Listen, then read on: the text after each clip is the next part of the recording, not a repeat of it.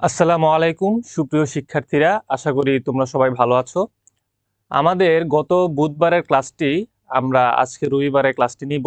তোমরা জানো যে হিসাব বিজ্ঞান দ্বিতীয় পত্রের আর্থিক বিবরণী বিশ্লেষণ, যে অধ্যায়টাকে আমরা চিনি অনুপাত বিশ্লেষণ নামে, সেই অধ্যায়ের ক্লাসটি আজকে কি করা হবে, নেওয়া হবে। এই অধ্যায় থেকে দুইটা সৃজনশীল পরীক্ষাতে সবসময় আসবে, তুমি যেই বোর্ডেরই হও না কেন। দুইটা সৃজনশীল থেকে তুমি যদি চাও 20 থেকে 25 মিনিটের ভিতরেই সেই দুইটা সৃজনশীল অ্যান্সার করা সম্ভব। এই অধ্যায়ে অনেক বইয়ের ভিতরে 25টা 30টা 35টা 40টা করে কি করা থাকে, সূত্র দেয়া থাকে, কিন্তু এত সূত্র আসলে পড়ার কি নাই, কোনো দরকার নাই। সকল বোর্ড পর্যালোচনা করলে দেখা যায় যে মাত্র 10 থেকে 12টি সূত্র যদি আমি ঠিকমতো শিখি, তাহলেই এই অধ্যায়ের দুইটা সৃজনশীল কি করা সম্ভব, অ্যান্সার করা সম্ভব। ক্লিয়ার? আচ্ছা, তাহলে যদি শুরু করি ক্লাস, দেখো স্বল্পমেয়াদী দায় পরিশোধ অনুপাত, স্বল্পমেয়াদী দায় পরিশোধ অনুপাত। ক্লিয়ার? আচ্ছা, এই নামটা আমাদের কেন প্রয়োজন? এই যে নামটা, এই নামটা আমাদের কি কারণে প্রয়োজন, নামটা কেন জানতে হবে? কারণ পরীক্ষার ভিতরে অনেক সময় চলতি অনুপাত, যেমন এই স্বল্পমেয়াদী দায় পরিশোধ অনুপাতের ভিতরে সূত্র আছে কয়টা? সূত্র আছে 3টা। এক নাম্বার হচ্ছে কি চলতি, এখানে এগুলো শিখতে গেলে আমার যে জিনিসটা আগে লাগবে সেই জিনিসটা আমরা একটু দেখি তোমাদেরকে। আমি আগেই হচ্ছে এইখানে যে সমস্ত তথ্যগুলো দেওয়া আছে তোমাদেরকে আমি একটা ছবি আকারে গ্রুপে কি করছিলাম, দিয়ে দিছিলাম। আমি যদি চলতি সম্পত্তির পরিমাণ, চলতি দায়ের পরিমাণ, তরল সম্পদ, কার্যকরী অথবা চলতি মূলধন, এই সমস্ত কনসেপ্ট যদি আমার না থাকে, আমি সহজে অ্যান্সার করতে পারবো না। ঠিক আছে? তাহলে দেখো, চলতি সম্পত্তির ভিতরে আমরা জানি যে নগদ, ব্যাংক জমা, সমাপনী মজুদ, সকল প্রাপ্য, অব্যবহৃত মণিহারি, বকেয়া আয়, অগ্রিম খরচ, প্রদত্ত ঋণের বকেয়া সুদ, এগুলো হচ্ছে চলতি সম্পদ। আর আমি তোমাদেরকে বলেছিলাম যে এই ক্লাস শুরুর আগে অবশ্যই চলতি সম্পদ কোনগুলা সেগুলা কি করে আসবা, মুখস্থ করে আসবা। আমার বিশ্বাস তোমরা সেটা মুখস্থ করেই ক্লাসে আসছো। তারপরে হচ্ছে চলতি দায়। চলতি দায়ের ভিতরে দেখো এখানে বোল্ড করে কিছু লেখা দেওয়া আছে, আয়কর সঞ্চিতি। আয়কর সঞ্চিতি আমার সাথে সাথে পড়ে হলো, আয়কর সঞ্চিতি। প্রস্তাবিত লভ্যাংশ। তারপরে আছে কি, আছে কর্মচারীদের যে কোনো ফান্ড বা তহবিল। আরেকটা আছে অদাবিকৃত লভ্যাংশ। যেই চারটা আমরা আগে দেখি নাই, এই অধ্যায়ে কি নতুন আমরা চলতি দায় হিসেবে কি করব, শিখবো। আমরা আগে কি জানতাম? আগে জানতাম সকল প্রদেয় হিসাব, যেমন প্রদেয় বিল, প্রদেয় নোট, প্রদেয় হচ্ছে হিসাব, ব্যাংক জমাতিরিক্ত, অগ্রিম অথবা কি অনার্জিত অথবা অনুপার্জিত আয়, বকেয়া ব্যয়, বকেয়া ঋণের সুদ, এগুলো আমরা চলতি দায় যে হয় সেটা আমরা জানতাম। আমরা জানতাম না কোনগুলা, যেগুলো নিচে দাগ দেওয়া আছে, যেমন আয়কর সঞ্চিতি। রেওয়া মিলে যদি উদ্দীপকের ভিতরে যদি আয়কর সঞ্চিতি নামে কিছু লেখা থাকে, সেটা আমার বুঝতে হবে সেটা একটা চলতি দায়, সেটা একটা কি দায়, চলতি দায়। আবার যদি প্রস্তাবিত লভ্যাংশ নামে কিছু লেখা থাকে, প্রস্তাবিত লভ্যাংশ, আমার বুঝতে হবে সেটাও একটা কি দায়, চলতি দায়। আবার যদি লেখা থাকে কর্মচারীদের যে কোনো ফান্ড বা তহবিল, যেমন প্রভিডেন্ট ফান্ড, কল্যাণ তহবিল ফান্ড, ঠিক আছে, প্রভিডেন্ট ফান্ড, কল্যাণ তহবিল ফান্ড, এগুলো যদি লেখা থাকে, আমার আনতে হবে কিসের ভিতরে, চলতি দায়ের ভিতরে। ক্লিয়ার? আরেকটা জিনিস যেটা থাকে সেটা হচ্ছে অদাবিকৃত লভ্যাংশ অথবা নির্দাবী অদাবিকৃত লভ্যাংশ। অদাবিকৃত লভ্যাংশ জিনিসটাকে একটু বুঝাই দিই। অদাবিকৃত লভ্যাংশটা হচ্ছে শেয়ার হোল্ডাররা প্রতিষ্ঠান থেকে কি পায়, লভ্যাংশ পায়। ঠিক আছে? অনেক সময় কিছু শেয়ার হোল্ডাররা ভুলে যায় যে তারা কি পরিমাণ লভ্যাংশ পাবে। ধরো আমি একজন শেয়ার হোল্ডার, আমি প্রতিষ্ঠান থেকে 20,000 টাকা লভ্যাংশ পাবো, কিন্তু প্রতিষ্ঠান থেকে আমাকে 15,000 টাকা লভ্যাংশ দেওয়া হয়েছে, 5,000 টাকা লভ্যাংশ এখনো দেওয়া হয় নাই। যেই লভ্যাংশের উপরে আমি কোনো টাকাও দাবি করি নাই, তখন সেই লভ্যাংশটা থাকে হচ্ছে প্রতিষ্ঠানে। সেই লভ্যাংশের নাম হয় অদাবিকৃত লভ্যাংশ। মানে আমি এখনো শেয়ার হোল্ডার, আমি এখনো লভ্যাংশ দাবি করি নাই, কিন্তু যে কোনো সময় আমি লভ্যাংশটা দাবি করতে পারি। যেহেতু এই লভ্যাংশটা আমি দাবি করতে পারি, সেই কারণে প্রতিষ্ঠানের দৃষ্টিকোণ থেকে এই অদাবিকৃত লভ্যাংশকে একটা চলতি দায় হিসেবে কি করা হয়, ধরা হয়। কারণ কি? কারণ শেয়ার হোল্ডার যে কোনো সময় এই লভ্যাংশটা দাবি করতে পারে, তো দাবি করলে শেয়ার হোল্ডারকে লভ্যাংশ প্রদান করতে হবে। সেই কারণে অদাবিকৃত লভ্যাংশটা বা নির্দাবী লভ্যাংশটা একটা কি, একটা হচ্ছে চলতি দায়। তারপর আমার যেটা জিনিস জানতে হবে সেটা হচ্ছে তরল সম্পদ। এটা খুবই ইম্পর্টেন্ট। তরল সম্পদ, দেখো এখানে লিখছি আমি মোট চলতি সম্পদ। তার মানে এই যে চলতি সম্পত্তি আছে, এই চলতি সম্পত্তির মোট যোগফল, সেই যোগফল থেকে আমার বাদ দিতে হবে অগ্রিম ব্যয় আর সমাপনী মজুত পণ্য। অগ্রিম ব্যয় আর সমাপনী মজুত পণ্য তার মানে কি টোটাল মোট চলতি সম্পদ থেকে, মোট চলতি সম্পদ থেকে আমার অগ্রিম ব্যয় আর মজুত পণ্য বাদ দিতে হবে। অনেকে এই তরল সম্পদ নির্ণয় করতে যায় একটা ভুল করে ফেলে। অনেকে এই তরল সম্পদ নির্ণয় করতে যায় একটা ভুল করে। ভুলটা কি করে?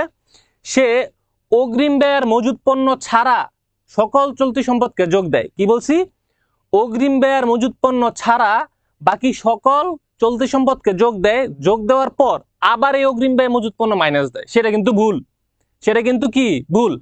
আমার মাথায় রাখতে হবে মোট চলতি সম্পদ, মোট চলতি সম্পদ এই অগ্রিম ব্যয় মজুত পণ্য সহ মোট চলতি সম্পদ যেটা থাকবে সেটা থেকে আমি অগ্রিম ব্যয় আর সমাপনী মজুত পণ্য কি করব? মাইনাস করব। তাহলে আমি পাবো আমার তরল সম্পদ। কি পাবো? তরল সম্পদ আমি পাবো। ঠিক আছে?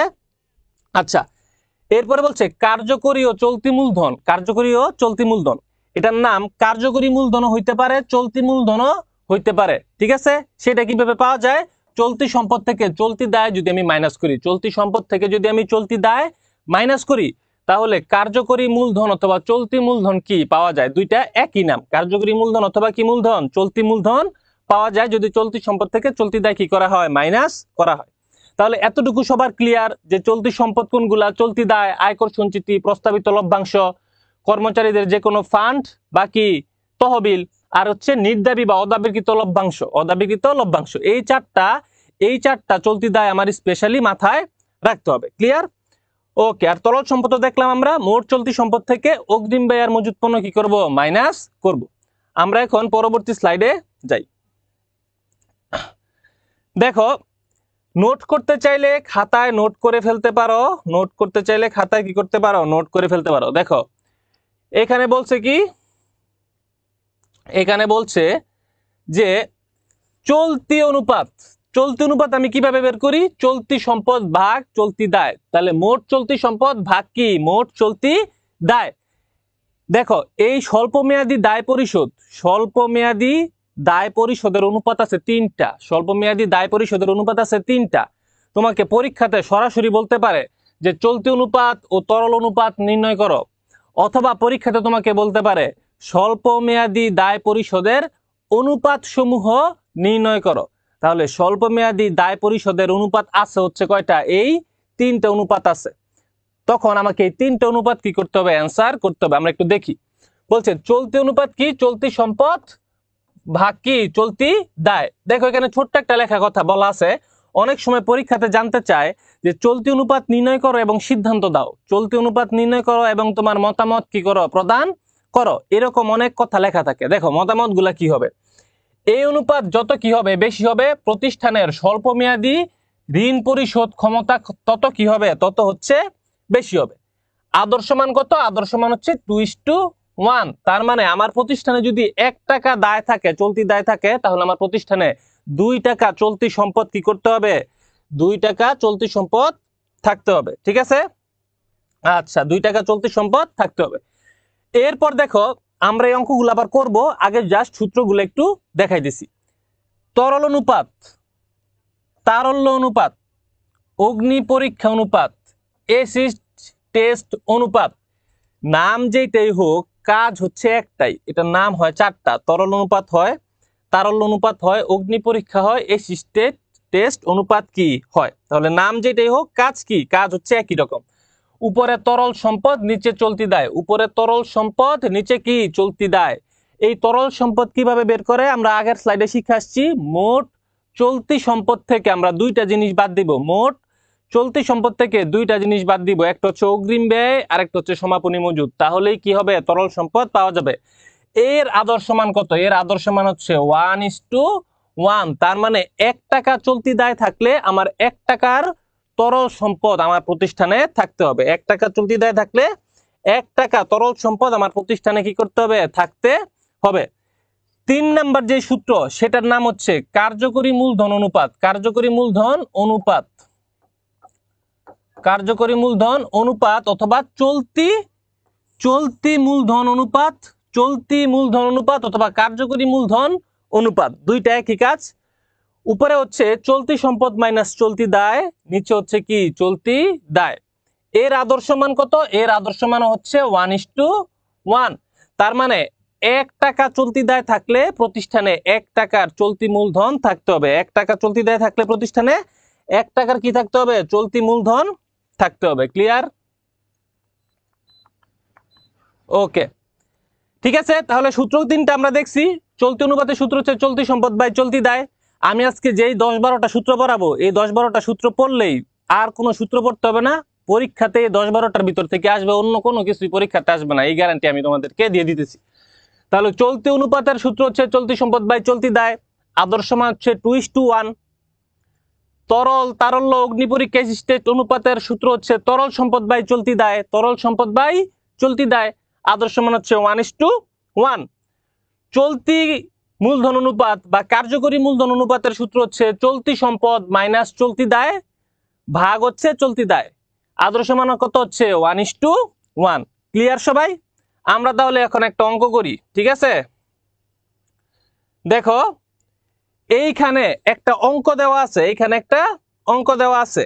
ওকে, অঙ্কের ভিতরে কি বলছে একটু দেখো। বলছে যে চলতি সম্পদ কত টাকা বের করতে বলছে। খতে বলছে কি চলতি অনুপাত ও অগ্নি পরীক্ষা অনুপাত নির্ণয় করে মন্তব্য করো। গতে বলছে কি কার্যকরী মূলধন অনুপাত নির্ণয় করো। তোমাদেরকে একটা কথা বলে দেই, যারা হচ্ছে এই 3টা অনুপাতের সূত্র পারবা, 3টা চলতি অনুপাত, অগ্নি পরীক্ষা বা তারল্য অনুপাত, আর একটা হচ্ছে কার্যকরী মূলধন অনুপাত, এই 3টা অনুপাতের সূত্র যে পারবা, অঙ্ক যে পারবা, সে ধরো এই অধ্যায়ের 20 নাম্বার থেকে 6 থেকে 8 নাম্বার তার কনফার্ম। কারণ 6 থেকে 8 নাম্বারের প্রশ্ন শুধুমাত্র এই 3টা অনুপাত থেকে আসে।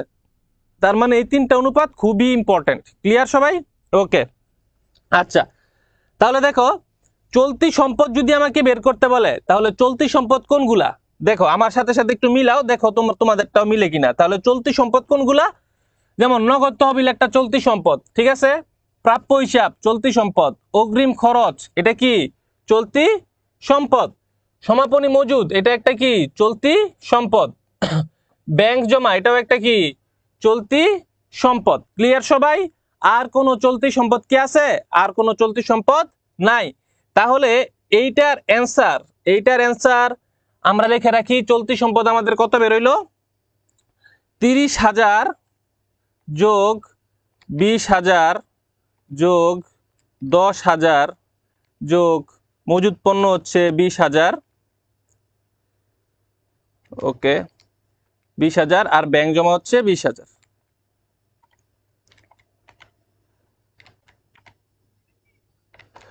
তাহলে আমাদের চলতি সম্পত্তি বেরোলো 1 লক্ষ টাকা। আমাদের চলতি সম্পদ কত টাকা বেরিয়েছে? 1 লক্ষ টাকা। তাহলে আমরা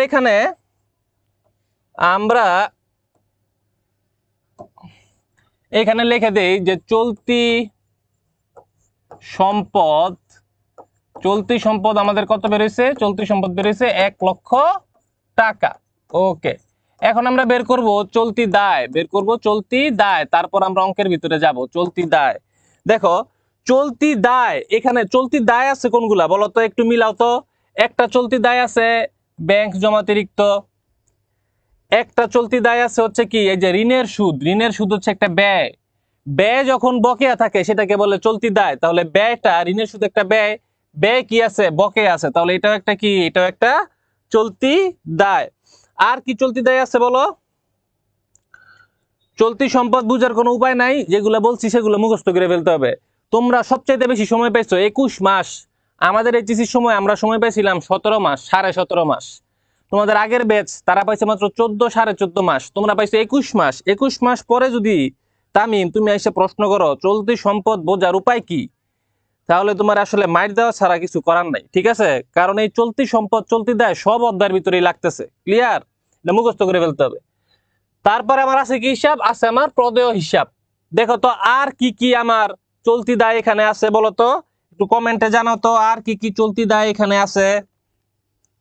আর কি কি, এই 3টা ছাড়া আর কি কি চলতি দায় আছে একটু বলো তো।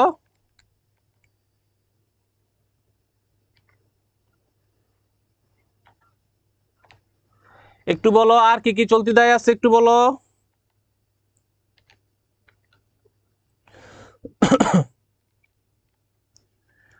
আর কি কি চলতি দায় আছে একটু বলার চেষ্টা করো, আর কি কি চলতি দায় আছে এই তিনটা ছাড়া। ব্যাংক জমাতিরিক্ত, বকেয়া ঋণের সুদ, প্রদেয় হিসাব, এগুলা ছাড়া আর কি কি চলতি দায় আছে? দেখো আর আছে কি, আর আছে আয়কর সঞ্চিতি, অদাবিকৃত লভ্যাংশ, প্রস্তাবিত লভ্যাংশ। এইখানে যতগুলো আমি টিক দিছি সবগুলাই আমার চলতি দায়। তোমাদের পরীক্ষাতে এই হিসাবের নামগুলো ছাড়া অন্য কোনো কিছু উদ্দীপকে আসবে না, 100% শিওর। ঠিক আছে, তাহলে এই নামগুলাই আমাদের কি করতে হবে, মনে রাখতে হবে। ওকে, সুমাইয়া আয়কর সঞ্চিতি, ঠিক আছে, প্রস্তাবিত লভ্যাংশ, আর কি হয়, আর কি, আরেকটা কি, আরেকটা হচ্ছে অদাবিকৃত লভ্যাংশ। ঠিক আছে, তাহলে যোগ করলে হয় 42,000 টাকা, যোগ করলে হয় 42,000 টাকা। তাহলে আমাদের চলতি দায়ের পরিমাণ হচ্ছে 42,000 টাকা। চলতি দায়ের পরিমাণ কত? 42,000 টাকা। দেখো প্রশ্ন করছে চলতি অনুপাত ও অগ্নি পরীক্ষা অনুপাত নির্ণয় করো। চলতি অনুপাত ও অগ্নি পরীক্ষা অনুপাত, তাহলে আমি খ নাম্বার দিয়ে দিব চলতি অনুপাত। চলতি অনুপাত, চলতি অনুপাত, আমি সূত্রটা লিখবো। সূত্রটা কি, উপরে হচ্ছে চলতি সম্পদ, উপরে হচ্ছে চলতি সম্পদ, নিচে হচ্ছে চলতি দায়, নিচে হচ্ছে কি চলতি দায়। তাহলে উপরে কত টাকা, উপরে হচ্ছে 1,00,000 টাকা, নিচে হচ্ছে 42,000 টাকা। তাহলে অনুপাত কত বেরোয়,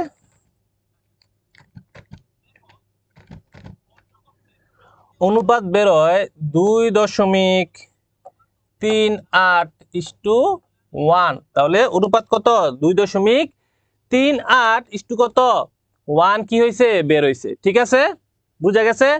তাহলে এই যে দেখো 2.38 এইটা দ্বারা বুঝাইতেছে চলতি সম্পদের পরিমাণ, আর এই 1 দ্বারা বুঝাইতেছে চলতি দায়ের পরিমাণ। 1 দ্বারা কি বুঝাইতেছে, চলতি দায়ের পরিমাণ, আর 2.38 দ্বারা বুঝাইতেছে চলতি সম্পদের পরিমাণ।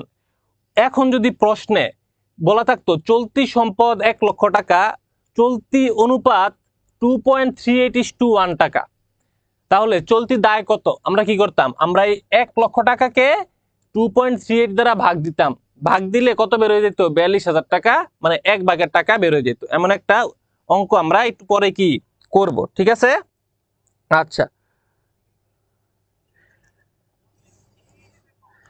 আচ্ছা নাসির হোসেন মুন্লা, আমি যেভাবে লিখতেছি, না না ভাইয়া দেখো, চলতি প্রথমে তোমার চলতি সম্পদ গুলা বের করে নিতে হবে। তোমার লিখতে হবে চলতি সম্পদ সমান সমান ব্র্যাকেট দিয়ে চলতি সম্পদের নামগুলো সব লিখতে হবে। ঠিক আছে, ওই চলতি সম্পদ যোগ দেওয়ার পর জাস্ট এইভাবে করে দিলেই হবে। ঠিক আছে, বুঝা গেছে। আবার চলতি দায় বের করে নেওয়ার প্রয়োজন পড়লে আমরা পরের অঙ্কতে দেখাবো। তাহলে এইটা হচ্ছে আমার প্রথমটা শেষ হইল। এখন আমরা অগ্নি পরীক্ষা অনুপাত করব। অগ্নি পরীক্ষা অনুপাত, অগ্নি পরীক্ষা অনুপাত। তাহলে অগ্নি পরীক্ষা অনুপাত করার আগে আমার কি করতে হবে, অগ্নি পরীক্ষা অনুপাত করার আগে আমার হচ্ছে তরল সম্পদ বের করতে হবে। তরল সম্পদ, তরল সম্পদ। তাহলে তরল সম্পদের সূত্র কি, মোট চলতি সম্পদ, মোট চলতি সম্পদ মাইনাস অগ্রিম ব্যয়, মাইনাস অগ্রিম ব্যয় মাইনাস মজুদ পণ্য, মজুদ পণ্য মানে সমাপনী মজুদ পণ্য। তাহলে আমার মোট চলতি সম্পদ ছিল কত লক্ষ, মোট চলতি সম্পদ ছিল আমার 1 লাখ, মাইনাস অগ্রিম ব্যয়। দেখো অগ্রিম ব্যয় কত টাকা, অগ্রিম ব্যয় হচ্ছে 10,000 টাকা, অগ্রিম ব্যয় 10,000 টাকা, আর মজুদ পণ্য 20,000 টাকা। অগ্রিম খরচ 10,000, মজুদ পণ্য 20,000। এটা এখন আমি মাইনাস করে দিব, এটা আমি কি করে দিব, মাইনাস করে দিব। অগ্রিম ব্যয় মাইনাস করে দিব আমি 10,000, আর মজুদ পণ্য মাইনাস করে দিব আমি 20,000। তাহলে আমার তরল সম্পদের পরিমাণ কত, তরল সম্পদের পরিমাণ 70,000 টাকা। তরল সম্পদের পরিমাণ কত, 70,000 টাকা। ওকে, ঠিক আছে। এখন আমি লিখব যে অগ্নি পরীক্ষা অনুপাত, অগ্নি পরীক্ষা অনুপাত, অগ্নি পরীক্ষা অনুপাত সমান সমান কি হবে, উপরে হবে তরল সম্পদ, উপরে হবে তরল সম্পদ, উপরে হবে তরল সম্পদ আর নিচে হবে চলতি দায়, নিচে হবে কি চলতি দায়। তাহলে তরল সম্পদ আমার কত হাজার, 70,000 টাকা, চলতি দায় কত হাজার, 42,000 টাকা। তাহলে 70,000-কে আমি ভাগ দিব 42,000 দ্বারা, তাহলে বেরোবে কত, তাহলে বেরোবে কত, বেরোবে হচ্ছে 1.67:1, 1.67:1। ঠিক আছে, এর ব্যাখ্যাটা কি, বা এর জন্য আমি কি জিনিসটা লিখবো, এর জন্য আমি লিখবো হচ্ছে যে প্রতিষ্ঠানের তরল সম্পদ যথার্থ অবস্থায় আছে। লিখবো কি, প্রতিষ্ঠানের তরল সম্পদ যথার্থ অবস্থায় আছে। কারণ আমার আদর্শ মান কত, আদর্শ মান হচ্ছে 1:1, তাহলে 1-এর থেকে বেশি আছে। যদিও আমার কাছে অলস টাকার পরিমাণ বেশি, আমি ইনভেস্ট করি নাই, কিন্তু এত তথ্য আমার কাছে জানতে চায় না এইচএসসি লেভেলে। আমি জাস্ট লিখে দিব প্রতিষ্ঠানের তরল সম্পদ যথার্থ অবস্থায় আছে। ঠিক আছে, আর যদি এখানে হইতো 0.67:1, 0.67 যদি এটা হইতো, তাহলে লিখতাম প্রতিষ্ঠানের তরল সম্পদ যথার্থ অবস্থায় নেই। ক্লিয়ার সবাই? আচ্ছা, ওকে, এই তো ভালো আছি, ক্লাসটা শুরু করো। ওকে, এখন দেখো, এখন আমরা করব কি, এখন আমরা করব কার্যকরী মূলধন অনুপাত। কার্যকরী মূলধন অনুপাত, দেখো কার্যকরী মূলধন অনুপাত যদি করি, প্রথমে আমার বের করতে হবে কার্যকরী মূলধন, প্রথমে আমার বের করতে হবে কার্যকরী মূলধন। আচ্ছা, আমরা সরাসরি অঙ্ক করে ফেলি, কার্যকরী মূলধন অনুপাত লিখে ফেলি, কার্যকরী মূলধন অনুপাত। তাহলে কার্যকরী মূলধন অনুপাতের সূত্রটা কি, উপরে হচ্ছে চলতি সম্পদ মাইনাস চলতি দায়, আর নিচে হচ্ছে চলতি দায়। এখন দেখো আমাদের চলতি সম্পদ কত টাকা ছিল, আমাদের চলতি সম্পদ ছিল 1 লক্ষ টাকা, 1 লক্ষ টাকা। সেখান থেকে মাইনাস দিব চলতি দায় কত, 42,000 টাকা। আর নিচে কত চলতি দায়, নিচে হচ্ছে চলতি দায় 42,000 টাকা। তাহলে উপরে থাকে 42,000 টাকা নিচে, আর উপরে কাটাকাটি করলে থাকবে কত, থাকবে 58,000 টাকা, থাকবে 58,000 টাকা। আমাদের কাজ কি, এই 58,000 টাকাকে 42,000 টাকা দিয়ে কি করা, ভাগ দেওয়া। তাহলে 58 ভাগ কত, 42। তাহলে আমার উত্তর হয় কত, আমার উত্তর হয় 1.38:1, 1.38:1। তার মানে আমি বলতে পারি কি, যে প্রতিষ্ঠানের কার্যকরী মূলধন অনুপাত, প্রতিষ্ঠানের কার্যকরী মূলধন অনুপাত বা স্বল্প মেয়াদি দায় পরিশোধ, স্বল্পমেয়াদী দায় পরিশোধ সক্ষমতা সন্তোষজনক। ক্লিয়ার? কারণ আদর্শ মান হচ্ছে 1:1, তাহলে 1-এর থেকে এখানে বেশি আছে। ক্লিয়ার? তাহলে আমি বলতে পারি কি, প্রতিষ্ঠানের কার্যকরী মূলধন অনুপাত বা স্বল্পমেয়াদী দায় পরিশোধ সক্ষমতা সন্তোষজনক। বুঝা গেছে? আচ্ছা, তোমরা যদি বুঝে থাকো তাহলে হচ্ছে আমাকে বলো সবাই যে ক্লিয়ার। তাহলে আমরা এই 3টা সূত্র শেষ করে সামনের দিকে কি যাব। আর এই 3টা সূত্র থেকেই 6 থেকে 8 মার্ক, 20 মার্কের থেকে 6 থেকে 8 মার্ক এই সূত্রগুলো থেকে কি হবে, পরীক্ষাতে আসবে। ক্লিয়ার? আসসালামু আলাইকুম, আপনার বাড়ি কই? আমার বাড়ি হচ্ছে নরসিংদী, আমি নরসিংদীর সন্তান। ঠিক আছে, নরসিংদীর পলাশ উপজেলার বাগপাড়া গ্রাম। ওকে, ক্লিয়ার। ওকে, তাহলে আমরা পরে স্লাইডে যাই। দেখো এইখানে তোমাদের জন্য একটা অঙ্ক দেওয়া আছে। এই অঙ্কটা অনেক বোর্ডে এই অঙ্কটা আছে। এই অধ্যায় থেকে যেই অবজেক্টিভ গুলো আসে, মেইনলি 3টা অবজেক্টিভ আসে, 3 রকমের। যেই 3 রকমের অবজেক্টিভ আমি এখন করাবো। বাকি অবজেক্টিভ গুলা কেমন আসে? বাকি অবজেক্টিভ গুলো আসে চলতি মূলধন নির্ণয় করো। তাহলে চলতি মূলধন নির্ণয় করতে বললে আমি চলতি সম্পদ থেকে চলতি দায় মাইনাস করে দিব, চলতি মূলধন নির্ণয় হয়ে যাবে। আবার পরীক্ষাতে অবজেক্টিভে প্রশ্ন আসে তরল সম্পদ কি করো, নির্ণয় করো। আমি মোট চলতি সম্পদ থেকে দুইটা জিনিস মাইনাস দিব, একটা হচ্ছে অগ্রিম ব্যয় আর একটা হচ্ছে সমাপনী মজুদ পণ্য। অগ্রিম ব্যয় আর সমাপনী মজুদ পণ্য এই দুইটা জিনিস যদি আমি মোট চলতি সম্পদ থেকে বাদ দেই তাহলে তরল সম্পদ পাওয়া যায়। আবার প্রশ্ন করে চলতি দায়ের পরিমাণ নির্ণয় করো, চলতি সম্পদের পরিমাণ নির্ণয় করো। আদর্শ মান নিয়ে পরীক্ষাতে প্রশ্ন আসে, আদর্শ মানগুলা খুবই ইম্পর্টেন্ট। দেখো আদর্শ মানগুলা খুবই কি ইম্পর্টেন্ট, তোমাদের এইখানে আমি দিয়ে দিছি। এই স্লাইডটা যখন দিব তোমরা স্লাইডটা থেকে প্লিজ দয়া করে এই জিনিসগুলো একটু পড়ে নিবা। এই যে এই জিনিসগুলা কি করবা, পড়ে নিবা। এগুলা কিন্তু এমনি এমনি দেই নাই, এগুলা ভেরি ভেরি ইম্পর্টেন্ট এইচএসসির অবজেক্টিভের জন্য, অ্যাডমিশনের জন্য হোক, আবার এই অধ্যায়ের সিদ্ধান্ত গ্রহণ করার ক্ষেত্রে হোক। এই তথ্যগুলা ভেরি ভেরি ইম্পর্টেন্ট, এগুলা পড়তেই হবে, মাস্ট। সূত্রগুলো রিভাইজ দেওয়ার সময় এগুলা পড়ে ফেলবা। এখানে দেখো আদর্শ মান দেওয়া আছে, এই যে আদর্শ মান, এই যে আদর্শ মান, এই যে আদর্শ মান। আদর্শ মান বলতে বুঝায় কি, যে কতটুকু অনুপাত থাকা প্রতিষ্ঠানের জন্য লাভজনক বা সন্তোষজনক, সেটাই হচ্ছে আদর্শ মান। পরীক্ষাতে অনেক সময় প্রশ্ন আসবে যে অগ্নি পরীক্ষা অনুপাতের আদর্শ মান কত, তখন তোমার উত্তর দেখাতে হবে 1:1। আবার প্রশ্ন আসবে চলতি অনুপাতের আদর্শ মান কত, তোমার উত্তর দেখাতে হবে 2:1। এই কারণে এই আদর্শ মানগুলো তোমরা অবশ্যই কি করবে, অবশ্যই হচ্ছে মুখস্থ করে ফেলবা, ঠিক আছে। আচ্ছা তাহলে আমরা আমাদের অঙ্কের ভিতরে যাই। দেখো এখানে একটা ম্যাথ বলা আছে, এই ম্যাথটা একটু সলিউশন করো। সিমির বাড়ি নরসিংদী, ওকে ভেরি গুড। নরসিংদীর মানুষের অনেক ভালো, নরসিংদীর মানুষের মন অনেক বড় কিন্তু মাথা অনেক গরম। ওকে দেখো এখানে বলা আছে যে এবি কোম্পানির চলতি অনুপাত 4:1। এই অবজেক্টিভটা বুঝার খুবই ইম্পর্টেন্ট।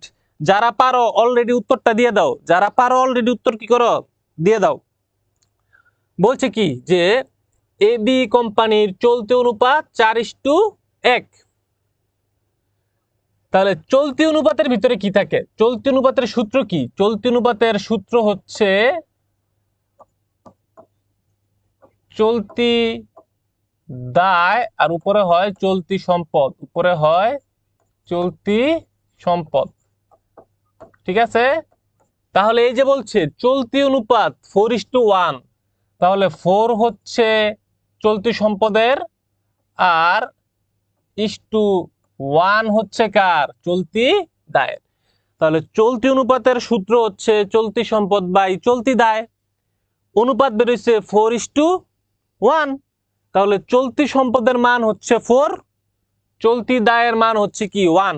এতটুকু আমরা বুঝলাম। সামনের দিকে যাই। বলছে যদি প্রতিষ্ঠানের চলতি সম্পদ 2 লক্ষ টাকা হয়, চলতি সম্পদ 2 লক্ষ টাকা হয়, চলতি মূলধন কত টাকা, চলতি মূলধন কত টাকা। তাহলে চলতি মূলধনের সূত্র কি, চলতি মূলধনের সূত্র হচ্ছে চলতি সম্পদ মাইনাস চলতি দায়, চলতি সম্পদ মাইনাস চলতি দায়। তাহলে চলতি মূলধনের সূত্র কি, চলতি সম্পদ মাইনাস চলতি দায়, ঠিক আছে।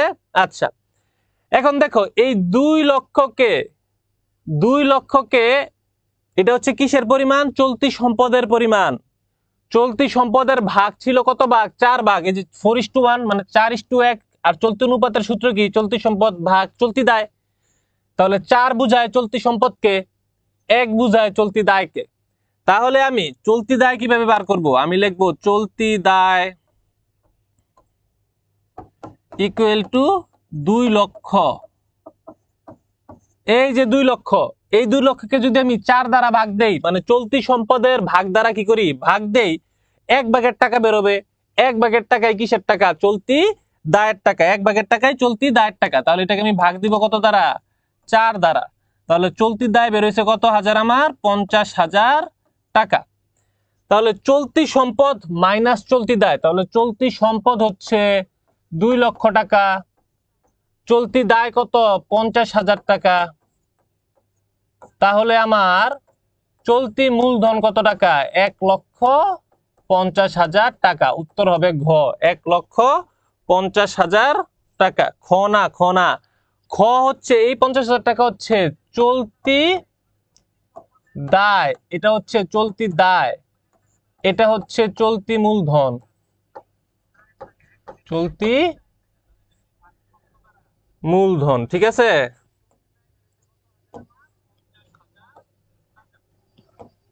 এটা হবে কি, এটা হবে চলতি মূলধন, চলতি মূলধন। 50,000 টাকা হচ্ছে চলতি দায়, 50,000 টাকা কি চলতি দায়, আর 1.5 লক্ষ টাকা কি চলতি মূলধন। ওকে, যারা যারা ঘ বলছো তাদেরকে অসংখ্য ধন্যবাদ। সিমি ভুল হয়েছে, খ না ঘ, ঘ, ঠিক আছে, বুঝতেছো তোমরা? এই তো ঠিক আছে, ওকে, বুঝা গেছে তাহলে, বুঝা গেছে।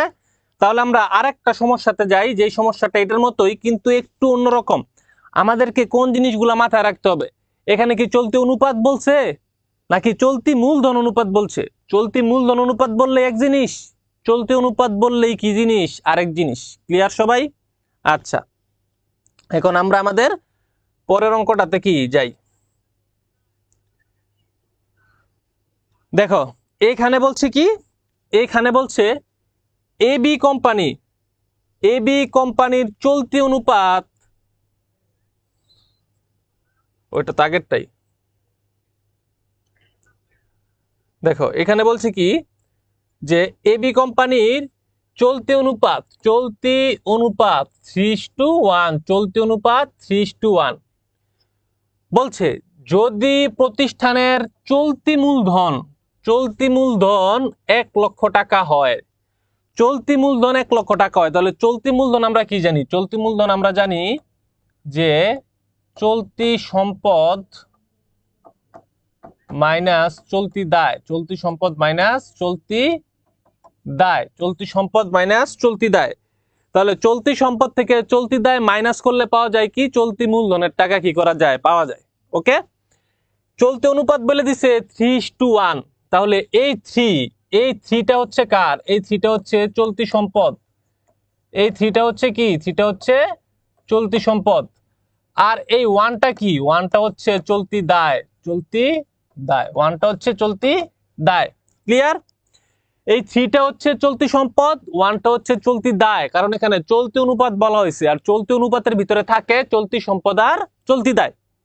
আচ্ছা, এখন দেখো এই 3 থেকে 1 যদি আমি মাইনাস করি, এই চলতি সম্পদ থেকে চলতি দায়টাকে যদি আমি কি করি, মাইনাস করি, তাহলে চলতি সম্পদ আছে 3, চলতি দায় আছে 1, এই 3 থেকে 1 কে যদি আমি মাইনাস করি তাহলে চলতি মূলধন, চলতি মূলধন বেরোয় কত, 2।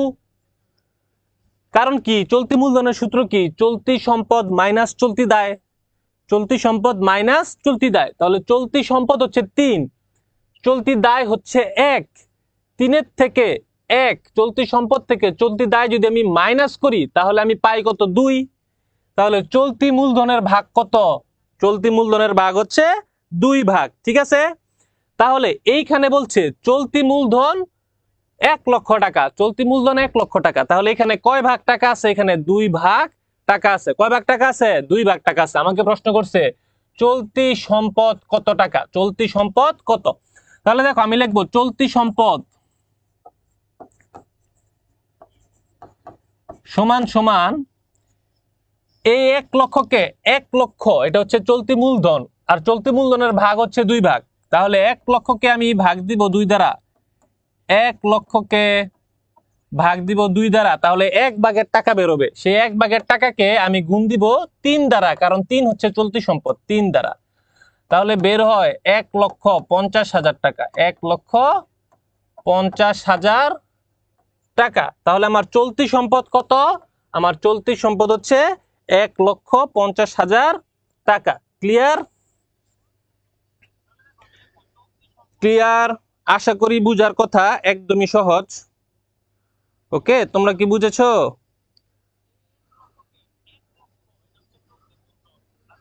Very good. খ, খ, যারা খ বলতেছো তাদেরটা হইছে, আলিফা দি ওয়াইটি হক, ঠিক আছে, খই।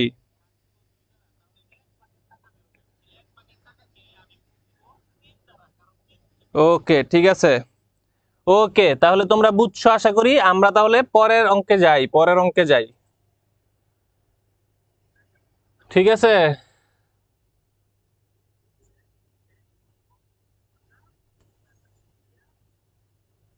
ওকে, দেখো পরের অঙ্কটা দেখো, বলছে এবি কোম্পানির তরল অনুপাত 1:1, এবি কোম্পানির তরল অনুপাত কত 1:1। তাহলে তরল অনুপাতে কি থাকে, তরল অনুপাতে এই ওয়ান হচ্ছে তরল সম্পদ, এই ওয়ান হচ্ছে তরল সম্পদ, এই ওয়ান কি, এই ওয়ান হচ্ছে তরল সম্পদ। এই ওয়ানটা কি, এই ওয়ানটা হচ্ছে চলতি দায়, এই ওয়ান হচ্ছে চলতি দায়। এতটুকু তো আমি ক্লিয়ার। কারণ তরল অনুপাতের সূত্র কি, উপরে থাকে তরল সম্পদ, নিচে থাকে কি চলতি দায়, তরল সম্পদকে চলতি দায় দ্বারা ভাগ করি। তাহলে এই এক হচ্ছে তরল সম্পদ আর এই এক হচ্ছে কি, এই এক হচ্ছে চলতি দায়। বলছে চলতি সম্পদ 2 লক্ষ টাকা, চলতি সম্পদ 2 লক্ষ টাকা, চলতি দায় 1,50,000 টাকা। চলতি দায় কত, 1,50,000। তাহলে দেখো এই যে দায়, এই যে চলতি দায়, চলতি দায় কত বলা আছে, 1,50,000 টাকা বলা আছে। তাহলে চলতি দায় সমান কি তরল সম্পদ এই অঙ্কের ভিতরে, কারণ দুইটাই হচ্ছে 1:1, এই যে 1:1। তার মানে আমি বলতে পারি চলতি দায় যত টাকা তরল সম্পদ তত টাকা। তাহলে তরল সম্পদ কত টাকা, 1,50,000 টাকা। কারণ কি দেখো, তরল সম্পদ 1, চলতি দায় কত 1:1। তাহলে চলতি দায় যদি 1,50,000 টাকা হয় আর অনুপাত যদি 1:1 হয়, আমি বলতে পারি তরল সম্পদ আমার 1,50,000, তরল সম্পদ আমার 1,50,000। আমাকে বলছে মজুদ পণ্য কত, মজুদ পণ্য কত, তাহলে আমি লিখবো মজুদ পণ্য। কারণ আমরা জানি কি, আমরা জানি মোট চলতি সম্পদ থেকে যদি অগ্রিম ব্যয় আর মজুদ পণ্য বাদ দেয় তাহলে তরল সম্পদ নির্ণয় হয়। চলতি সম্পদ থেকে যদি অগ্রিম ব্যয় আর সমাপনী মজুদ বাদ দেয় তাহলে কি হয়, তাহলে তরল সম্পদ নির্ণয় হয়। তাহলে 2 লক্ষ মাইনাস তরল সম্পদ কত, 1,50,000। তাহলে মজুদ পণ্য আমার হবে 50,000 টাকা। মোট চলতি সম্পদ ছিল 2 লাখ, আমি যদি মজুদ পণ্য 50,000 বাদ দিতাম আমার তরল সম্পদ বের হইতো 1,50,000 টাকা। তাহলে উত্তর হবে কি, উত্তর হবে খ, উত্তর হবে খ 50,000 টাকা। তাহলে এই যে মজুদ পণ্য, তাহলে মজুদ পণ্য কত টাকা, মজুদ পণ্য হচ্ছে 50,000 টাকা। ত্রিপুরা ঠিক আছে, খ খ সবারটা ঠিক আছে, খ 3-এর খ। ওকে ঠিক আছে, ভেরি গুড, তোমরা পারবা ইনশাল্লাহ, ভেরি গুড। ওকে, তাহলে আমাদের চলতি সম্পদ, চলতি দায় আর কার্যকরী মূলধন শিখা আমাদের কি কমপ্লিট, ক্লিয়ার। সচ্ছলতার অনুপাত আমাদের শিখা শেষ। এখন আমরা মোট মুনাফার অনুপাত শিখবো, বা মুনাফার অনুপাত আমরা কি করব, শিখবো। ঠিক আছে, তাহলে মুনাফার অনুপাতে আমরা প্রবেশ করি। দেখো বলছে কি, বলছে হচ্ছে মুনাফা অর্জন অনুপাত, বলছে কি মুনাফা অর্জন অনুপাত হার। এর উত্তর সবসময় কিসে বের হয়, উত্তর সবসময় বের হয় হার অথবা পার্সেন্টেজে। উত্তর বের হয় কিসে, উত্তর বের হয় পার্সেন্টেজে, সেটা আমাদের মনে রাখতে হবে, উত্তর বের হয় পার্সেন্টেজে। দেখো এই মুনাফা অর্জন অনুপাতের 2টা অনুপাত আছে, মেইনলি আমরা অনুপাত শিখবো 3টা অনুপাত, 3টা সূত্র। এটার ভিতরে আমরা শিখবো 3টা সূত্র। একটা হচ্ছে মোট লাভ অনুপাত, নিট লাভ অনুপাত, আরেকটা হচ্ছে বিনিয়োজিত মূলধনের উপর আয় অনুপাত, বিনিয়োজিত মূলধনের উপর আয় অনুপাত। আমি এখন আস্তে আস্তে পড়াবো, তোমরা আমার সাথে আস্তে আস্তে এটা শিখে ফেলবা, ক্লিয়ার, একদমই সহজ, চাপ নেওয়ার কিচ্ছু নাই।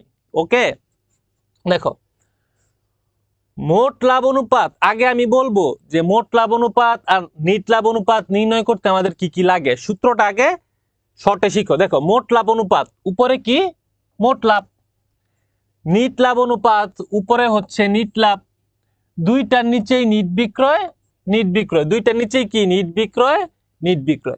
তাহলে মোট লাভ অনুপাত যখন আমাকে নির্ণয় করতে বলবে উপরে আমি লিখবো মোট লাভ, নিট লাভ অনুপাত যখন আমাকে নির্ণয় করতে বলবে উপরে দিব আমি নিট লাভ, আর দুইটার নিচেই হচ্ছে নিট বিক্রয়।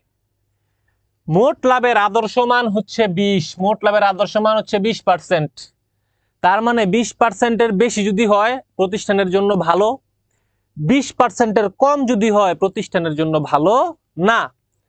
নিট লাভের অনুপাতের আদর্শ মান হচ্ছে 5%, তার মানে 5%-এর বেশি হলে প্রতিষ্ঠানের জন্য ভালো, 5%-এর কম হলে প্রতিষ্ঠানের জন্য ভালো না। আমার এখন কি করতে হয়, এই নিট বিক্রয় দেওয়াই থাকে, নিট বিক্রয় কি করা থাকে, দেওয়া থাকে। আমাদের এই মোট লাভ আর এই নিট লাভ আমাদের বের করে নিতে হয়, এগুলা দেওয়া থাকে না। মোট লাভ আর নিট লাভ আমাদের বের করে নিতে হয়, বিক্রয় কি করা থাকে, বিক্রয় দেওয়া থাকে। তাহলে আমি সূত্রটা শিখলাম, মোট লাভ অনুপাতের সূত্র হচ্ছে মোট লাভ বাই নিট বিক্রয় ইন্টু 100। নিট লাভের অনুপাতের সূত্র হচ্ছে নিট লাভ বাই নিট বিক্রয় ইন্টু কত, ইন্টু হচ্ছে 100। মোট লাভ বললে মোট লাভ উপরে, নিট লাভ বললে নিট লাভ উপরে, নিচে দুইটারই কি নিট বিক্রয়। ওকে, আমরা পরের স্লাইডে যাই। এইখানে দেখো কিছু জিনিস বলা আছে, আমি তোমাদেরকে একটু বুঝাই দেই, তোমরা একটু দেখো। বিক্রয় থেকে আমি যদি মাইনাস করি বিক্রিত পণ্যের ব্যয়, আমি পাবো কি, পাবো হচ্ছে মোট লাভ। এটা আমরা সবাই জানি, আর্থিক অবস্থার বিবরণীতে আমরা অনেক করছি। এরপরে মোট লাভ থেকে আমি যদি পরিচালন ব্যয় আর কর, এটা খুবই রেয়ার, এই জন্য আমি বোল্ড করে দিছি, কারণ করটা কি হয় না, করটা থাকে না, পরিচালন ব্যয়টা থাকে।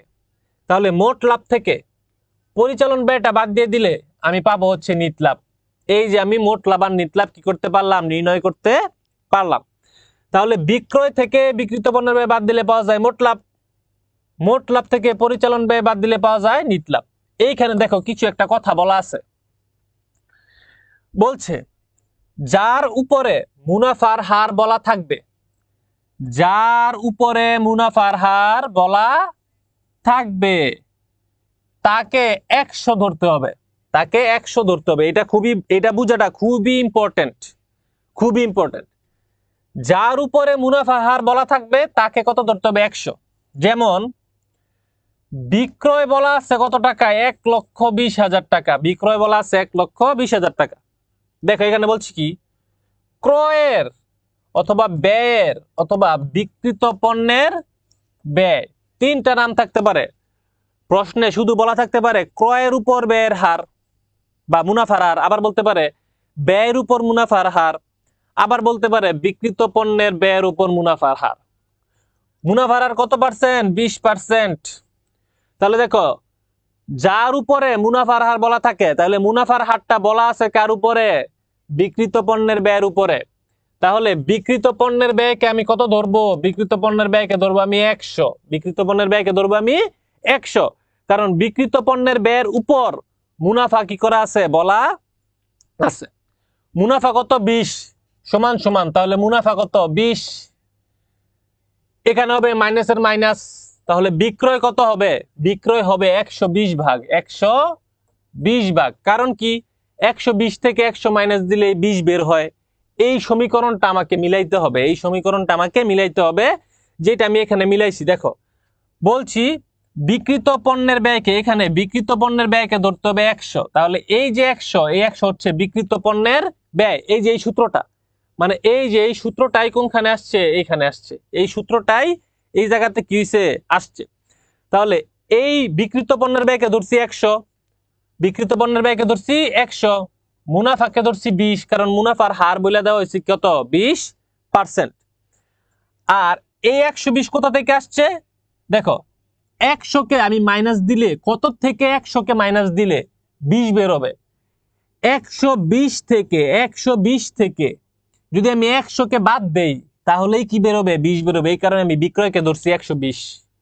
এখন দেখো বিক্রয়ের টাকা দেওয়া আছে 1,20,000, তাহলে এই 1,20,000 কে যদি আমি 120 দ্বারা ভাগ দেই, 1 ভাগের টাকা বেরোবে।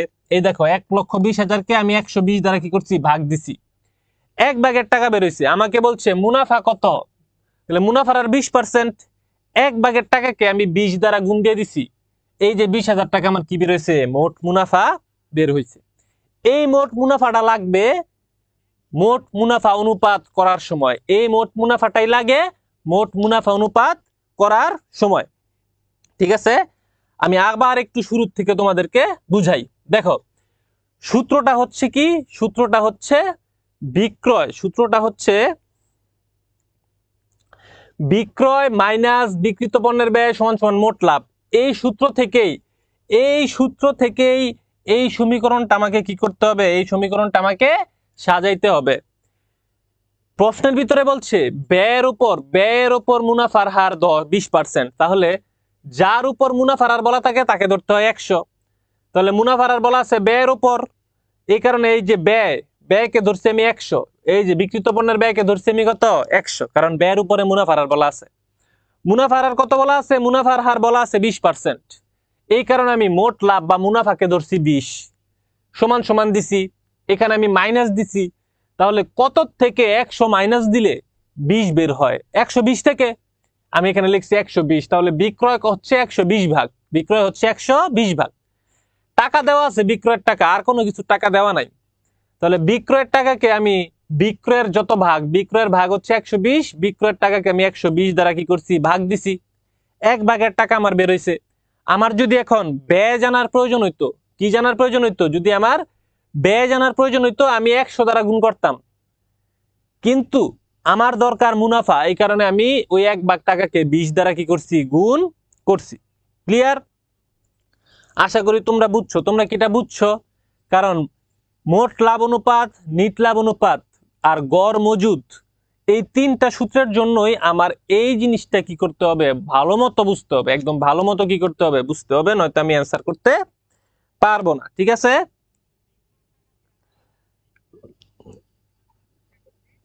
লাইভ শুরু হয়েছে 3:30টায়, লাইভ শুরু হয়েছে 3:30টায়। এখন থেকেও করো, অনেক কিছু করতে পারবা। ঠিক আছে? আমরা মাত্র 25% শেষ করছি, আর 75% ক্লাস কি আছে? বাকি আছে। ওকে, আচ্ছা,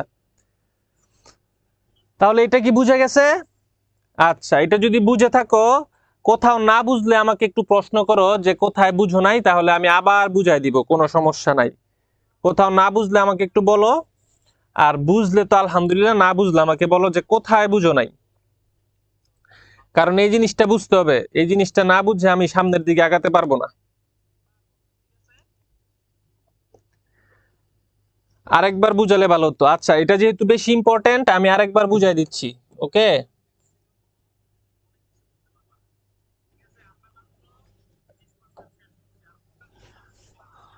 দেখো আমি এখানে লিখতেছি যে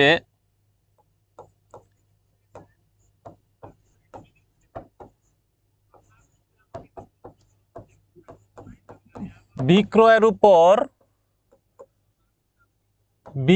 উপর মুনাফার হার, বিক্রয়ের উপর মুনাফার হার 10%। ঠিক আছে? বিক্রিত পণ্যের ব্যয়, বিক্রিত পণ্যের ব্যয় হচ্ছে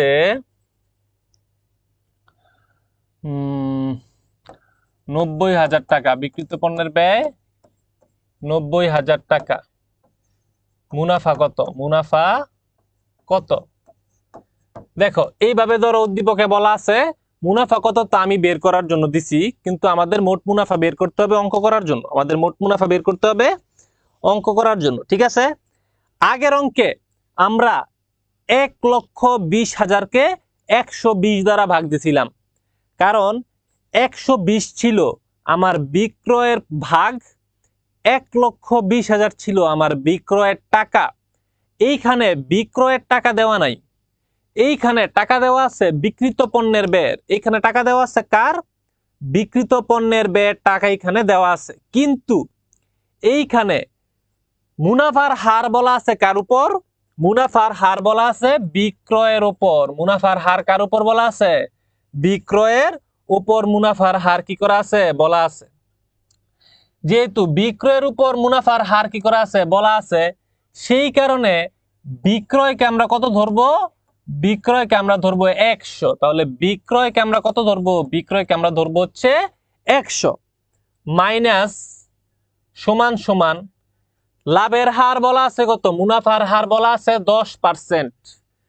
এই কারণে মুনাফাকে আমরা ধরবো 10।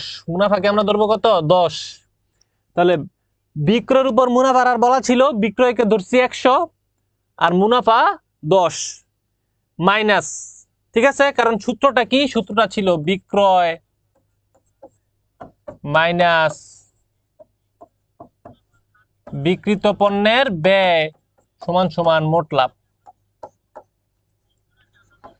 তাহলে মোট লাভ 10, মোট লাভ কত 10, বিক্রয় কত, বিক্রয় হচ্ছে 100। তাহলে এই যে মাইনাসের মাইনাস, বিক্রিত পণ্যের ব্যয় কত হবে, 100 থেকে কত বাদ দিলে 10 হয়, 100 থেকে 90 বাদ দিলে কি হয়, 10 হয়। তাহলে এই 90 ভাগ হচ্ছে আমার কিসের ব্যয়, বিক্রিত পণ্যের ব্যয়। ক্লিয়ার? এখন আমার খুঁজতে হবে কোন টাকার পরিমাণটা দেওয়া আছে। এখানে বিক্রিত পণ্যের ব্যয় 90,000, এই যে এই 90,000, এই যে টাকার পরিমাণ দেওয়া আছে, তাহলে টাকা দেওয়া আছে কার, বিক্রিত পণ্যের ব্যয়। টাকা দেওয়া আছে কার, বিক্রিত পণ্যের ব্যয়ের।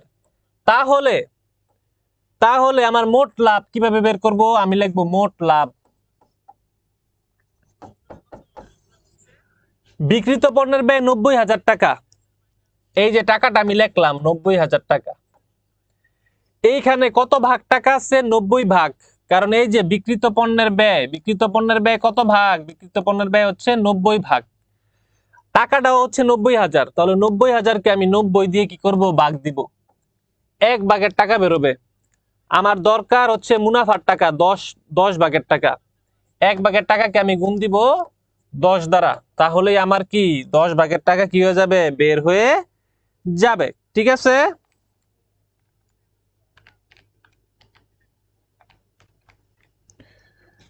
তাহলে উত্তর হবে 10,000 টাকা, 10,000 টাকা। এখনো কারা বুঝো নাই আমাকে একটু বলো,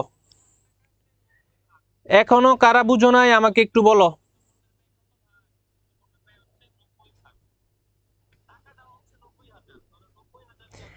এখনো যারা বুঝো নাই আমাকে বলো। আশা করি এখন বুঝছো। ঠিক আছে, আমরা আমাদের ক্লাসে চলে যাই। ওকে,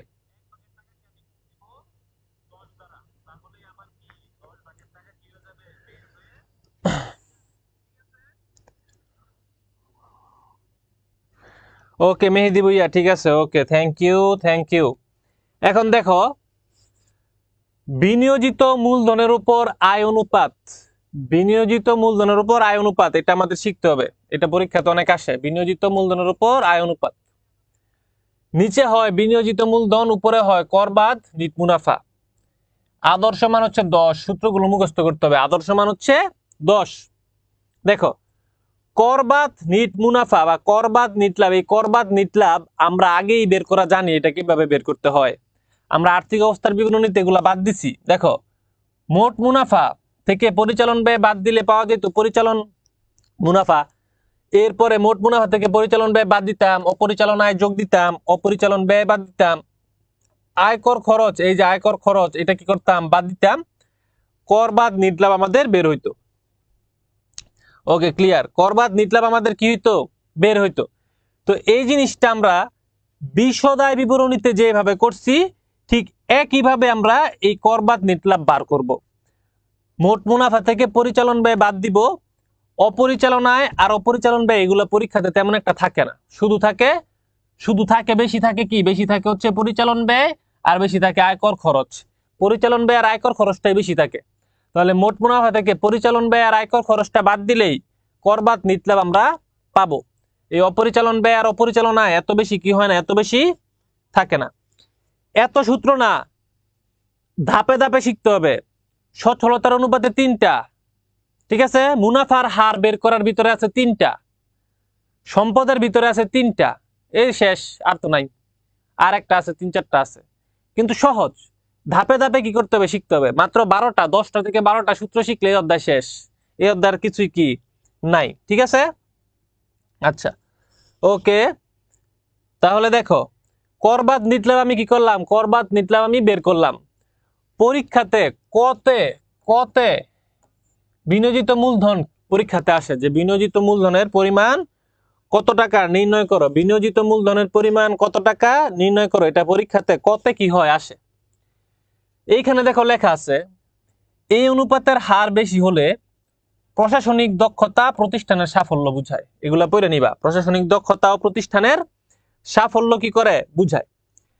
বিনিয়োজিত মূলধন আমরা দুইভাবে বের করতে পারি, বিনিয়োজিত মূলধন আমরা দুইভাবে বের করতে পারি। কে কোন ভাবে বের করবা, যার কাছে যেটা সহজ লাগে, যার কাছে যেটা সহজ লাগে সে সেইভাবে কি করবা, বের করবা। আমি বুদ্ধি দিব এই সূত্রটা ব্যবহার করার জন্য। এই সূত্রটা ব্যবহার করলে সহজেই কি করা যায়, বের করা যায়। এই সূত্রটা ব্যবহার করলে সহজেই বের করা যায়। কারণ স্থায়ী সম্পদ আর চলতি সম্পদ আমরা সবাই চিনি। স্থায়ী সম্পদ আর চলতি সম্পদ যোগ করব, চলতি দায়টা বিয়োগ করে দিব। স্থায়ী সম্পদ আর চলতি সম্পদ আমরা যোগ করব, চলতি দায়টাকে আমরা কি করে দেব, বিয়োগ করে দিব। তাহলে বিনিয়োজিত মূলধন পাওয়া যায়। আরেকটা আছে মালিকানা তহবিলের সাথে দীর্ঘমেয়াদী দায় যোগ করব। দুইটাই আমি দেখাবো তোমাদেরকে, দুইটাই আমি করে দেখাবো যে দুইটা একই উত্তর হয়। কিন্তু আমরা এইটা বেশি ফলো করার চেষ্টা করব, কারণ এইটা দিলে হচ্ছে সহজে কি করা যায়, মিলানো যায়। বেশি ঝামেলা কি পরীক্ষার ভিতরে আমাদের পড়তে হয় না। তাহলে বিনিয়োজিত মূলধন কি, স্থায়ী সম্পদ যোগ চলতি সম্পদ মাইনাস কি, চলতি দায়। সূত্র মনে রাখার শর্টকাট টেকনিক আছে। দেখো আমি আরেকটা জিনিস লেখা তোমাদেরকে দেখাই একটু, তাহলে তোমাদের কাছে একটু সহজ হবে। এইটার নাম হচ্ছে বিনিয়োজিত মূলধন। আরেকটা মূলধন আমরা শিখছি, সেটার নাম ছিল চলতি মূলধন। কি মূলধন, চলতি মূলধন। চলতি মূলধনের সূত্র তো আমাদের মনে আছে। চলতি মূলধনের সূত্র ছিল কি, চলতি সম্পদ মাইনাস চলতি দায়, চলতি সম্পদ মাইনাস চলতি দায়। এইখানেও দেখো এই যে চলতি সম্পদ মাইনাস চলতি দায় আছে, কিন্তু চলতি সম্পদের সাথে শুধু একটা জিনিস যোগ হয়েছে, সেটা হইতেছে স্থায়ী সম্পদ। সেটা হইতেছে স্থায়ী সম্পদ। বিনিয়োজিত মূলধনের মানে হচ্ছে আমি কতটুকু কি পরিমাণ টাকা প্রতিষ্ঠানে বিনিয়োগ করে রাখছি। আর চলতি মূলধনের মানে হচ্ছে কি পরিমাণ মূলধন আমার প্রতিষ্ঠানের রানিং অবস্থায় আছে। আর বিনিয়োজিত মূলধন হচ্ছে কি পরিমাণ মূলধন আমি অলরেডি ইনভেস্ট করা আমার শেষ। তাহলে চলতি মূলধনের সূত্র তো আমরা পারি, চলতি সম্পদ মাইনাস চলতি দায়। এই চলতি সম্পদের আগে শুধু স্থায়ী সম্পদ, এই স্থায়ী সম্পদটা কি করে দিব, যোগ করে দিব। এই স্থায়ী সম্পদটা শুধু কি করব, চলতি সম্পদের আগে শুধু যোগ করে দিব। তাহলে এই বিনিয়োজিত মূলধন কি হয়ে যাবে, বের হয়ে যাবে। ঠিক আছে,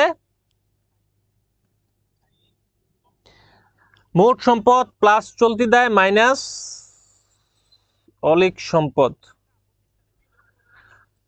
আশিকুর রহমান পারভেজ, তোমারটা আসলে হয় নাই।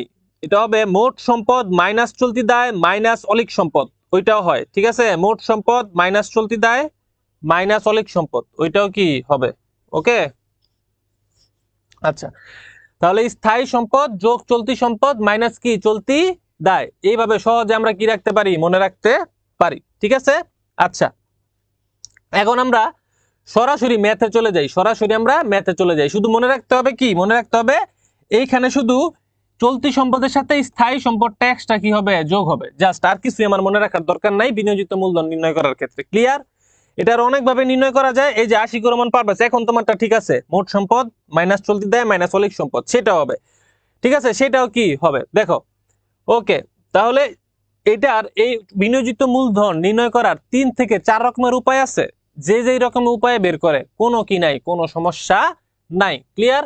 কিন্তু আমরা যেহেতু চলতি মূলধনের সাথে এটার একটা মিল আছে, সেই কারণে আমরা এই সূত্রটা মনে রাখার চেষ্টা করবো। যেহেতু অনেক সূত্র, এত সূত্র তো আমার পক্ষে মনে রাখা সম্ভব না। আর যেহেতু চলতি মূলধনের সাথে বিনিয়োজিত মূলধনের একটা মিল আছে, চলতি মূলধনে চলতি সম্পদ মাইনাস চলতি দায়, বিনিয়োজিত মূলধনে খালি চলতি সম্পদের সাথে স্থায়ী সম্পদ যোগ হবে। তাহলে এটা সহজ বেশি, আমরা এটাই কি রাখবো, মনে রাখার চেষ্টা করব। ওকে, আমরা আমাদের ম্যাথে চলে যাই। দেখো এখানে লেখা আছে উপার্জন ক্ষমতা যাচাইয়ের অনুপাত নির্ণয় করো।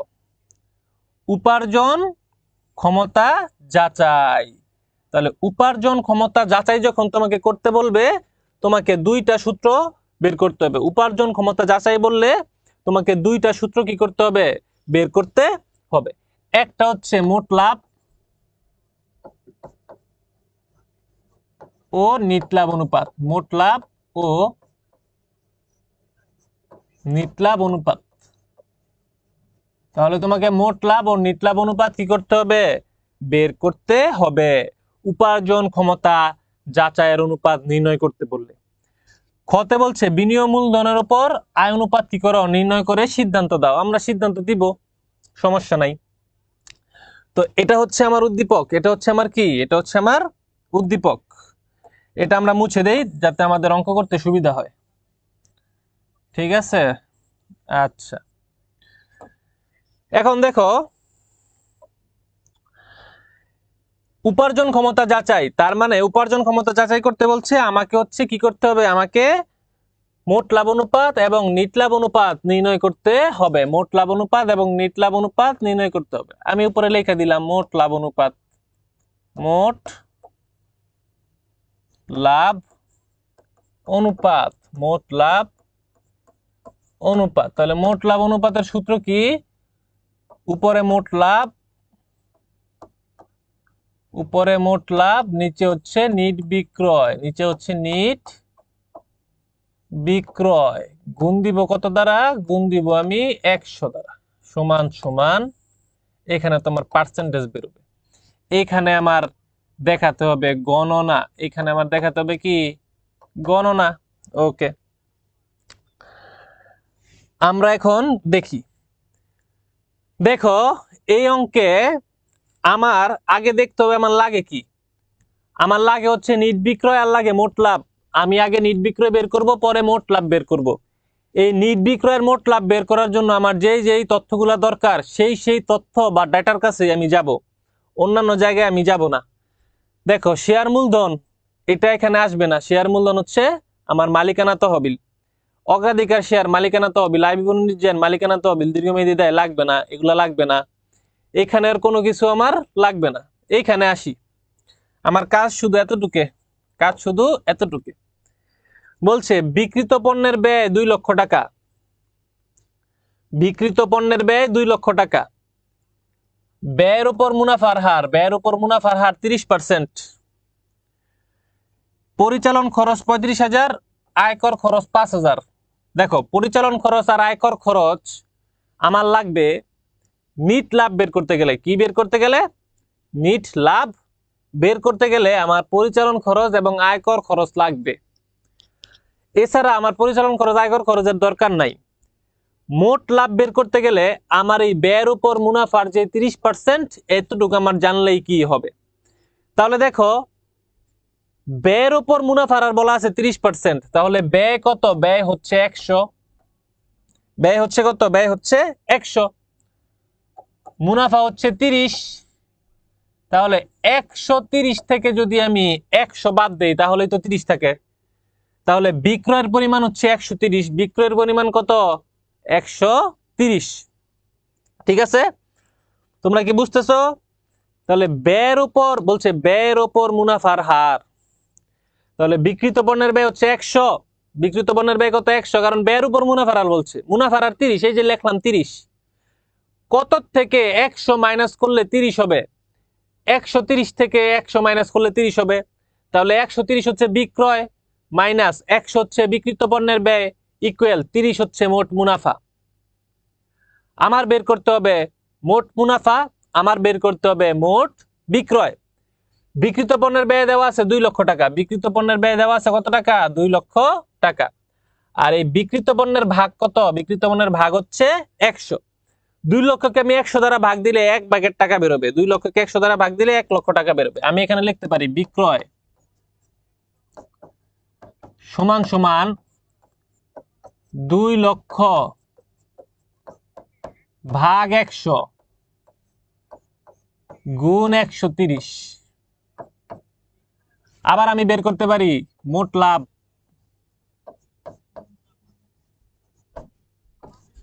2 লক্ষ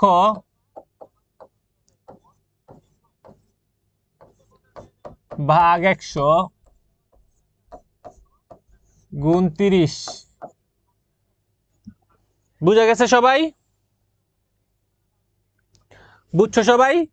কারণ 100 হচ্ছে বিক্রিত পণ্যের ব্যয়, 100 হচ্ছে কি, 100 হচ্ছে বিক্রিত পণ্যের ব্যয়। দেখো এখানে বলছে ব্যয়ের উপর মুনাফার হার 30, ব্যয়ের উপর মুনাফার হার 30, যার উপর মুনাফার হার থাকবে তাকে ধরতে হবে 100, যার উপর মুনাফার হার থাকবে তাকে ধরতে হবে 100।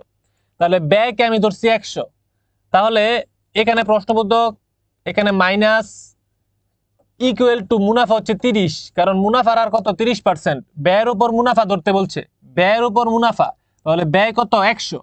তাহলে বিক্রয় কত হবে, বিক্রয় স্বভাবতই হবে 130, বিক্রয় স্বভাবতই কত হবে 130, কারণ 130 থেকে 100 বাদ দিলেই তো 30 থাকে। তাহলে এইটাই হচ্ছে আমার সমীকরণ। এই সমীকরণটা আমাকে সাজায় নিতে হবে, এই সমীকরণটা আমাকে সাজায় নিতে হবে, এটা আমি বলছি, এটা ইম্পর্টেন্ট।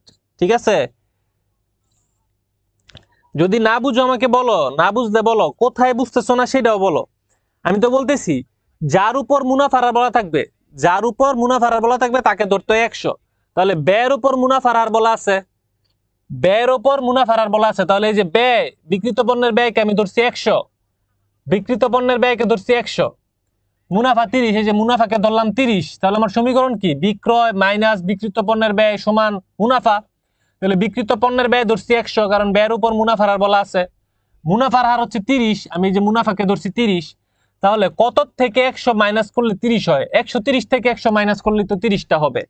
তাহলে বিক্রয়ের পরিমাণ হচ্ছে 130 ভাগ, ব্যয়ের পরিমাণ হচ্ছে 100 ভাগ, মুনাফার পরিমাণ হচ্ছে 30 ভাগ। বুঝা গেছে? তোমরা কি বুঝছো? ওকে, তাহলে দেখো আমরা 2 লাখকে ভাগ দিছি 100 দ্বারা, 2 লাখকে ভাগ দিছি 100 দ্বারা। 2 লাখকে ভাগ দিছি 100 দ্বারা, গুণ দিছি হচ্ছে 130 দ্বারা।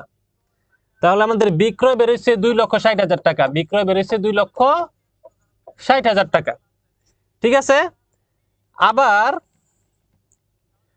আমরা যদি এটাকে 30 দ্বারা গুণ দেই, আমাদের লাভ বেরোবে 60,000 টাকা, লাভ বেরোবে 60,000 টাকা।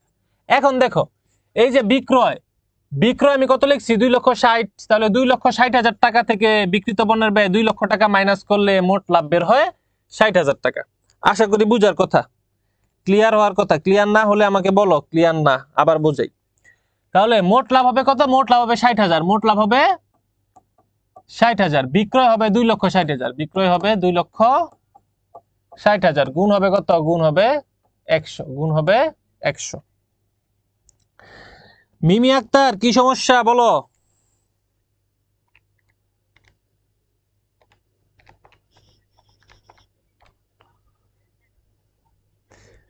তাহলে আমাদের উত্তর বের হয় 23.07%, 23.07%।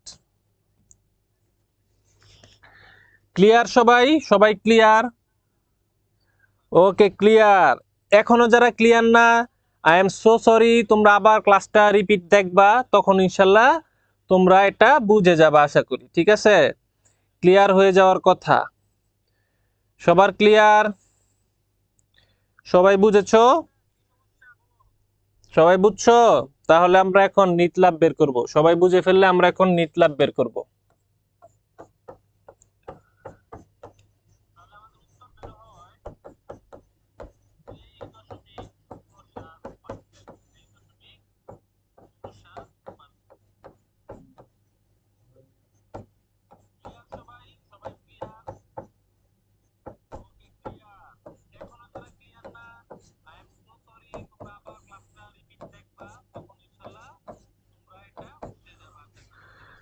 ওকে, 100% ক্লিয়ার তামিম। ঠিক আছে, এমডি বাদন ক্লিয়ার। ওকে, তাহলে আমরা এখন আবার গণনা করব, আমরা আবার গণনা করব। ঠিক আছে, আমাদের দরকার নিট বিক্রয় আর মোট লাভ। নিট বিক্রয় আমরা অলরেডি বের করছি কত টাকা? 2,60,000 টাকা। নিট বিক্রয় আমরা অলরেডি 2,60,000 টাকা কি করছি?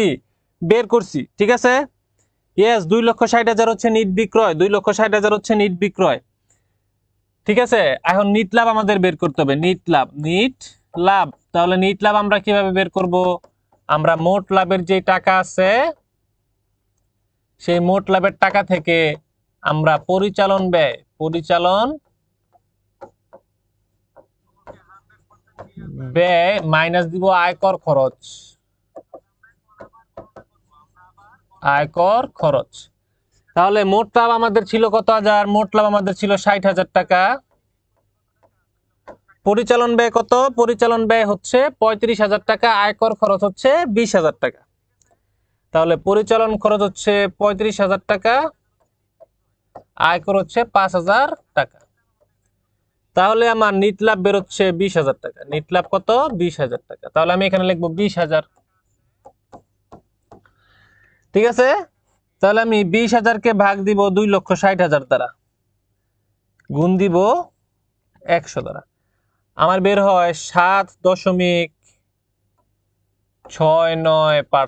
7.69%। ক্লিয়ার সবাই? বুঝে গেছে?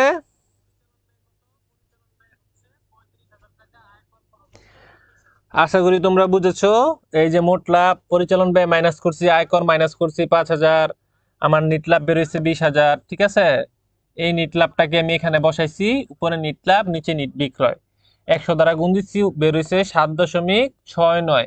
আদর্শ মান হচ্ছে 5, আদর্শ মানের থেকে বেশি আছে। তার মানে কি? তার মানে কি? অতএব নিট লাভ সন্তোষজনক। অতএব নিট লাভ সন্তোষজনক। নিট লাভ কি? সন্তোষজনক। ঠিক আছে, আচ্ছা, ওকে ওকে, ভেরি গুড। এখন আমরা করব বিনিয়োজিত মূলধন। বিনিয়োজিত মূলধন করব। ঠিক আছে, দেখো বিনিয়োজিত মূলধন আমি তোমাদেরকে দুইটা স্টাইলে আগে শিখাই। দুইটা উপায় আছে। আচ্ছা, একটা উপায় শিখাই, আর একটা উপায় তোমরা যারা একটু অ্যাডভান্স আছো তারা হচ্ছে নিজেরা একটু ট্রাই করে নিও, দুইটা একই বের হবে। ঠিক আছে, দেখো আমি বের করব, আমাকে বলছে বিনিয়োজিত মূলধনের উপর আয় অনুপাত নির্ণয় করতে। বিনিয়োজিত মূলধনের উপর আয় অনুপাত। ওকে, তাহলে আমি লিখব বিনিয়োজিত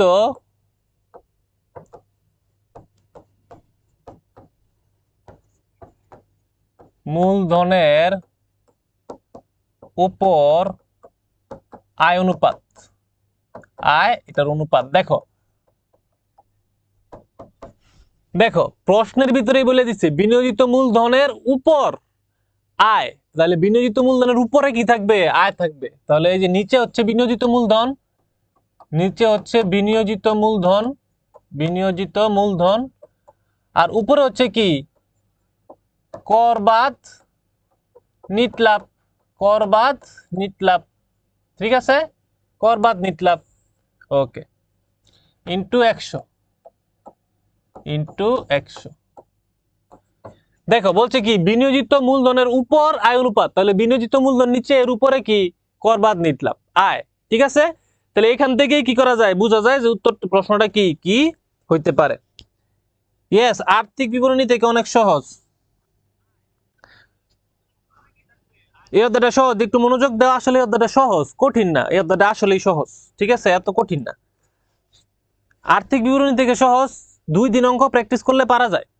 তাহলে বিনিয়োজিত মূলধনের উপর আয় অনুপাত, তাহলে বিনিয়োজিত মূলধন নিচে, এর উপরে কি? আয় অনুপাত, কর বাদ নিট লাভ।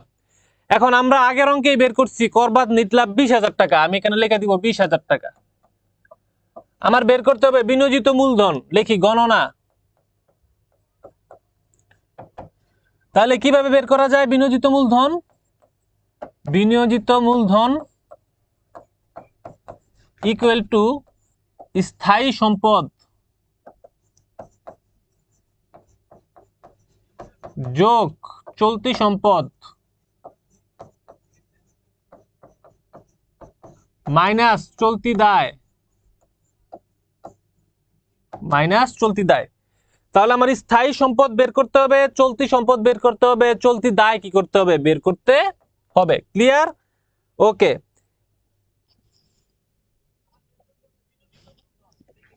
আচ্ছা বিনিয়োজিত মূলধনটা শেষ করি। Masud Rana 130 minus 100 equal to 30, এটা আরেকবার বুঝাই দিব। ঠিক আছে, অঙ্কটা শেষ করে নেই। তাহলে দেখো স্থায়ী সম্পদ কি আছে? স্থায়ী সম্পদ আছে আমার এখানে এই যে দালান কোঠা, যন্ত্রপাতি, দুইটাই আমার কি স্থায়ী সম্পদ।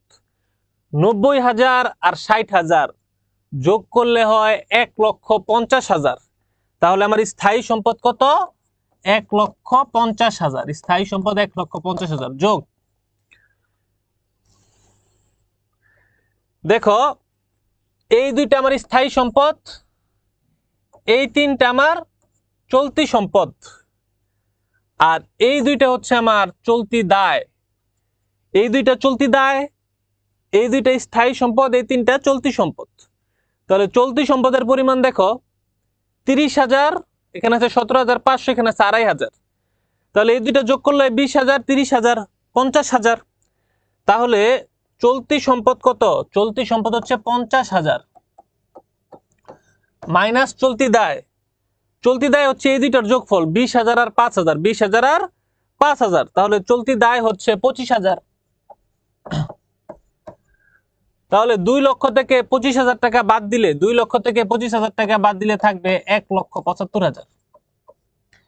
তাহলে এইখানে আমি লিখবো বিনিয়োজিত মূলধন 1,75,000, 1,75,000, ঠিক আছে, 1,75,000। এখন যদি মেহেদী ভুইয়া যেভাবে বলছে মোট সম্পদ মাইনাস চলতি দায় মাইনাস অলিক সম্পদ, এটা যদি আমরা করি তাহলে দেখো মোট সম্পদ এগুলো সব সম্পদ যোগ করলে কত হবে? যোগ করলে হবে 1.5 লক্ষ, 2,10,000, 2,10,000। এই যে মোট সম্পদ কত হয়েছে? মোট সম্পদ হয়েছে 2,10,000। তাহলে মোট সম্পদ হয়েছে 2,10,000। এই 2,10,000 হচ্ছে আমার মোট সম্পদ। সেখান থেকে বাদ দিব চলতি দায়, এই যে 20,000 আর 5,000 কত হয়েছে? 25,000। আবার বাদ দিব প্রাথমিক খরচ, ঠিক আছে, বা অসমন্বিত ব্যয় বা অলিক সম্পদ কত হাজার? 10,000। এই যে বাদ দিলাম 10,000। তাহলে আবার কত বের হয়ে গেল? আবার বের হয়ে গেল আমার 1,75,000। আবার বের হইলো কত? 1,75,000।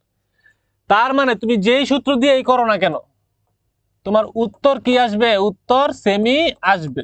এই কারণে আমি সবসময় তোমাদেরকে বলবো চলতি মূলধন আর কার্যকরী মূলধনকে একসাথে মিলায় তোমরা কি করবা? পড়বা। তাহলে তোমাদের বেশি বেশি সূত্র পড়তে হবে না, বেশি বেশি মুখস্থ করতে হবে না। তাহলে এই সূত্র দিয়েও যদি আমি করি তাও আমার হবে, এই সূত্র দিয়ে করলেও আমার কি হবে? হবে, ঠিক আছে। আচ্ছা, কিন্তু আমরা কি করব? আমরা হচ্ছে এই সূত্রটা ফলো করার চেষ্টা করব, কারণ এই সূত্রটা অনেকটা চলতি মূলধনের মতো, যে চলতি সম্পদ মাইনাস চলতি দায় হচ্ছে চলতি মূলধন বা কার্যকরী মূলধন। চলতি সম্পদের সাথে স্থায়ী সম্পদ যোগ করে দিলে হয় বিনিয়োজিত মূলধন। তাহলে আমার জন্য সহজ হয় আর কি। এখন আমরা এটা শেষ করি।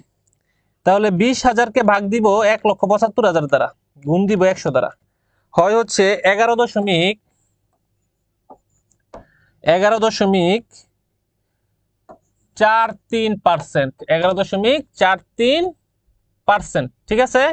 উত্তর হয় 11.43%। 4 2 4 3 একটা দিলেই হয়। ক্লিয়ার? বুঝা গেছে? তাহলে আমার বিনিয়োজিত মূলধনের উপর আয় অনুপাত কত? 11.43। একদমই ইজি, একদমই ইজি, একটু কঠিন না, একদমই ইজি। একটু মনোযোগ দাও, একদম সহজ, ঠিক আছে। আচ্ছা, ওকে। তাহলে আমাদের এই যে সৃজনশীলটা, এই সৃজনশীলটা করা আমাদের কি কমপ্লিট। পরীক্ষাতে এইভাবে সৃজনশীলগুলো দেওয়া থাকবে, তোমার সেখান থেকে কি করতে হবে? অ্যান্সার করতে হবে। ইনশাল্লাহ আগামীকালের ভিতরে আমি এই অধ্যায় থেকে তোমাদেরকে 6টা থেকে 7টা সৃজনশীল, স্পেশাল সৃজনশীল পাঠাবো অ্যান্সার সহ। প্রথমে অ্যান্সার সারা পাঠাবো, 2 দিন পরে অ্যান্সার দিয়ে দিব। তোমরা হোয়াটসঅ্যাপ গ্রুপ থেকে সেই প্রশ্নটা ডাউনলোড করবা, 6টা 7টা 8টা যে কটাই থাকুক অ্যান্সার করার চেষ্টা করবা। সেই 6টা 7টা প্রশ্ন যদি উত্তর তোমরা করতে পারো নিজেরা, তার মানে এইচএসসি পরীক্ষাতে যেই বোর্ডেরই হও না কেন, এই অধ্যায় থেকে যে কোনো প্রশ্ন আসুক তুমি সেটা অ্যান্সার করতে পারবা ইনশাল্লাহ। ক্লিয়ার? আর 2 দিন পরে তো আমি উত্তর দিয়েই দিব, তোমরা মিলাইও নিতে পারবা। ওকে, আচ্ছা, ক্লিয়ার। আচ্ছা, তাহলে আমরা আমাদের 2টা শেষ। একটা হচ্ছে সচ্ছলতার অনুপাত বা তোমার কি বলে এটাকে, সরি, স্বল্পমেয়াদী দায় পরিশোধের অনুপাত। স্বল্পমেয়াদী দায় পরিশোধের 3টা সূত্র শিখছি: চলতি অনুপাত, তরল অনুপাত, কার্যকরী মূলধন অনুপাত। মুনাফার হার নির্ণয় বা মুনাফা নির্ণয়ে আমরা শিখছি 3টা সূত্র: মোট লাভ অনুপাত, নিট লাভ অনুপাত, বিনিয়োজিত মূলধনের উপর আয় অনুপাত। 6টা সূত্র আমাদের শেষ। এখন আমরা একদম সহজ 3টা সূত্র শিখবো। শিখার পরেই আমরা হচ্ছে নামাজের বিরতি দিব, এরপরে আমরা আবার 3টা 4টা সূত্র শিখবো। এই অধ্যায় কি শেষ। ভাগে ভাগে যদি তুমি শিখো এই অধ্যায়টা খুবই সহজ। ভাগে ভাগে আলাদা, মাথার ভিতরে 4টা আলাদা ভাগ বানাবা, এক এক ভাগে এক এক সূত্রগুলো রাখবা, তাহলে খুবই কি ইজি। ওকে।